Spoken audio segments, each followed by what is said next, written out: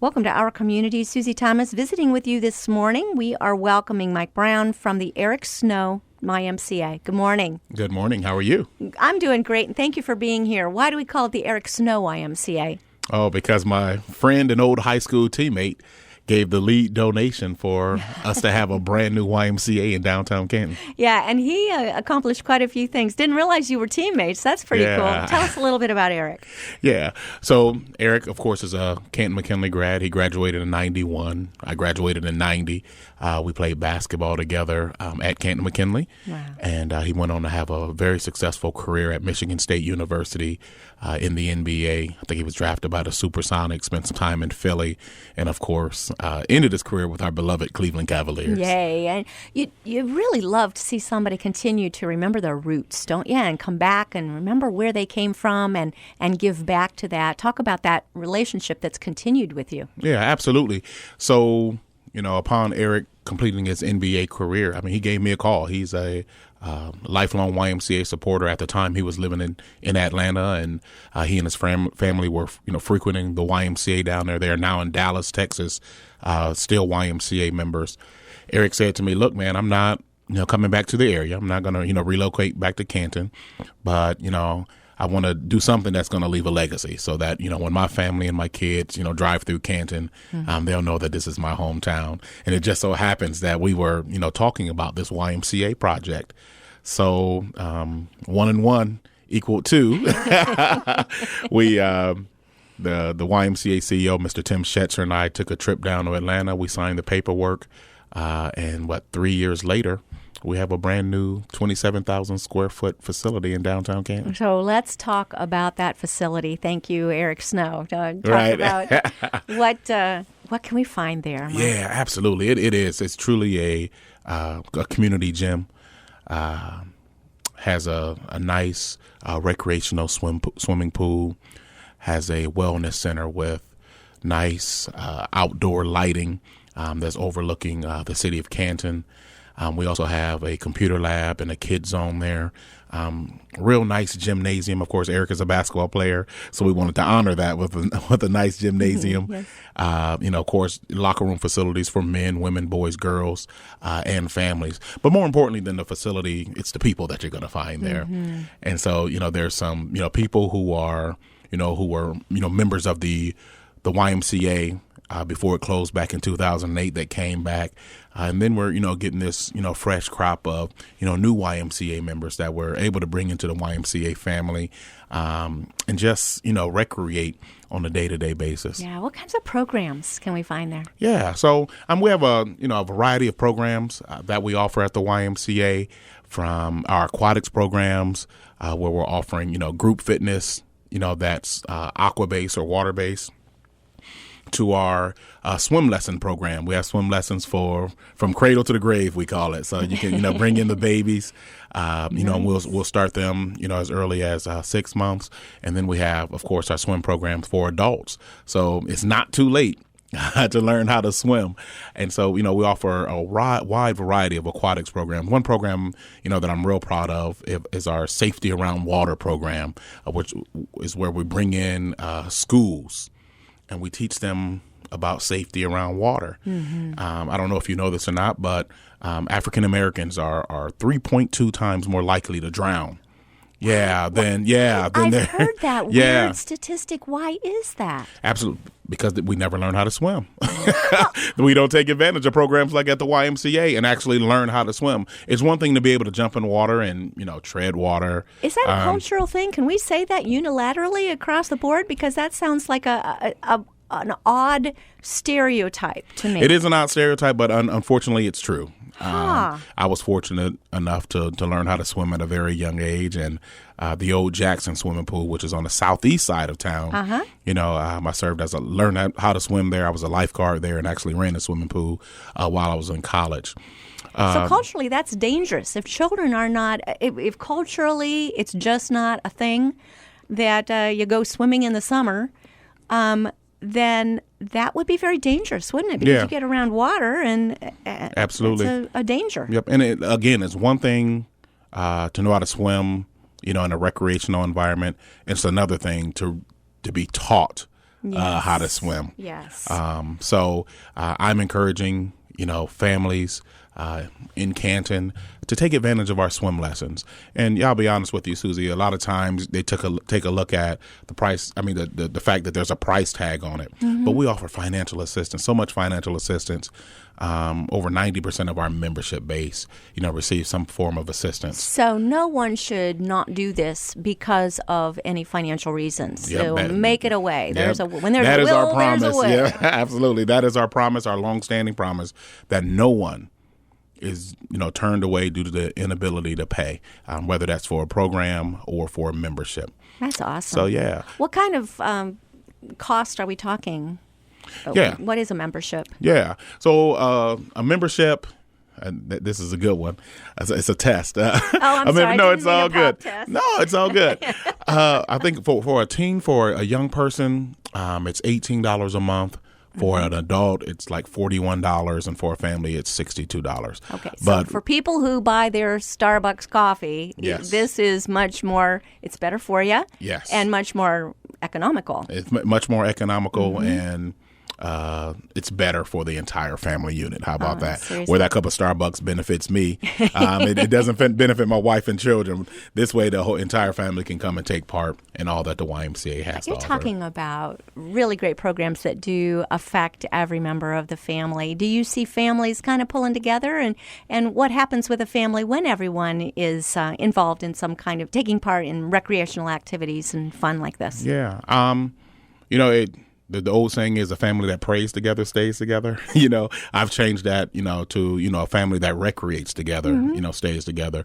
When families have, one common goal, or they have, common goals and common, things that they're trying to get accomplished, I think that, brings them together. In accomplishing whatever it is that they're trying to do. So, even in this whole wellness arena, there's a, wide array of, activities and programs, that says as wellness. So, while the child is in swim lessons, mom and dad can, be upstairs on our wellness floor, whether it's, taking part in a Group X class or just getting on the treadmill or lifting weights or, in the gym shooting hoops, playing volleyball, whatever it is. It's an opportunity for, the entire family to come together and do something together. Well, something else, and you're bringing something to mind, and we'll be talking more about this next week, but this is mental health, in particularly in African American communities. And there's a program that's going to be addressing this, and we'll talk about it more next week. Right. But you're talking about increasing endorphins through exercise, Yes. which helps us be mentally healthy Yes. in a very natural way. Is that behind any of this, or is that just icing on the cake? Yeah, I mean, absolutely. And I would need to have my health and wellness director here to talk a little bit more in depth about that. But, there's all kind of studies, all kind of statistics, out there concerning, the relationship between, living a active, healthy lifestyle and how that equates into just being an overall successful human being. Mm-hmm. Yeah, and how that then can be generational. From Absolutely. One person, when you kind of model it for the next generation. Absolutely. They follow along, and then exercise becomes like brushing your teeth. Yeah, right? absolutely. Something to do. Mike, I'm so interested in you and what brought you to the YMCA in particular. You were a basketball player. You could have gone a lot of different directions, but This is what you chose. Why? Interestingly enough, and we'll talk about this a little bit later, I was part of a men's book club. With Dr. Greg Linville. I don't know if you ever. Oh, I sure. Yeah, Yes. Greg Linville, longtime mentor of mine and a real close friend. And we were having a book study / Bible study at John's Grill. And it was at that point that I met Tim Schetzer, whose wife, Lynn, is a local pastor here at one of the United Methodist churches. And he's the CEO of the Y, and, we established a relationship. He had a position come open, and quite frankly, just asked me if I was interested in taking a look at that position. So, the rest is history. Here we are 16 years later. Wow. Yeah. And I'm so you still must with have liked it. Yeah. That was a good decision. Yeah, and I'm still with the Y. have served in just a couple of different capacities.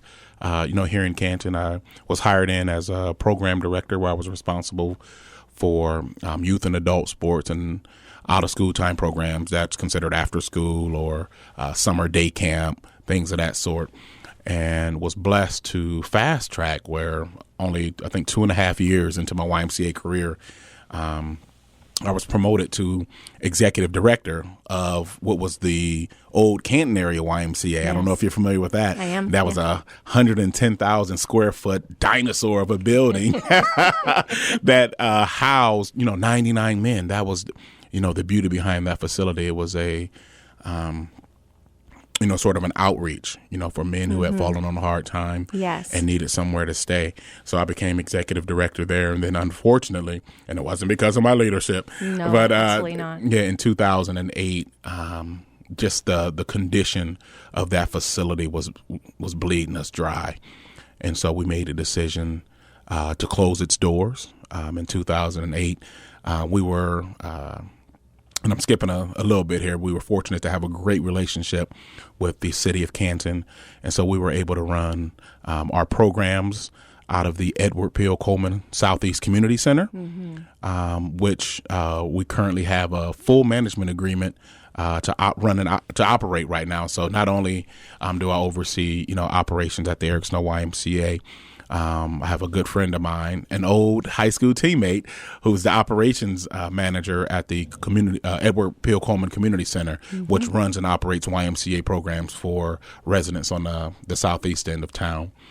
So, I say all that to say, I've had a great YMCA career. I did leave for 3 years, the area, to go and run a YMCA in Illinois, Danville, Illinois. Show them how it's done. Yeah, absolutely. And then my mom brought me back to this area. She's not doing too well physically. And, the Brown family had to relocate and take care of mom. So it sort of come full circle, Oh, I know. She's happy to have you Absolutely. back. We're all happy to have you back. Has the YMCA changed missions or made it more of a focus now with health and wellness? Is there still rooming for people who are needing temporary housing, or with the other organizations that fill that need, are you allowing them to fill that need while the Y focuses on something else? What is the mission now? Right, yeah. The mission of the YMCA has remained the same, since the beginning, to put Christian principles into practice through programs that build healthy spirit, mind, and body for all. I think that, I caution YMCAs not to try to be all things to all people. Mission creep. Yes. It does. Yes. You get into too many things. You get into too many things. And what we found, even when we made the decision back to close the facility back in 2008, was that we were housing men, but we wasn't really serving or ministering to their needs. We wasn't getting to the core of, what some of their issues were. And so there were other organizations in the community that better fit, what those men not only were looking for, but what it was that they needed. So we decided to close, the men's resident program and then the entire facility. But we're fortunate, again, to have, this new facility. So, I say all that to say that I believe that, we're doing, what we need to do right now, which is really concentrating in on the young people. I call it the bookends. We're concentrating on the young people, and we're also starting to get heavily into senior citizens and you'll be health. Having more senior citizens health as these baby boomers move into being senior citizens. Where can people find you? Right. Again, I'm at the Eric Snow Family YMCA. We're at 420 3rd Street Northwest in Canton. Phone number is 330-458-2403. That's 330-458-2403. And you can also visit us on the World Wide Web at www.ymcastark.org. Awesome. We are visiting with Mike Brown from the Eric Snow YMCA. Going to take a short break. We'll be back after these words. You're listening to Our Community.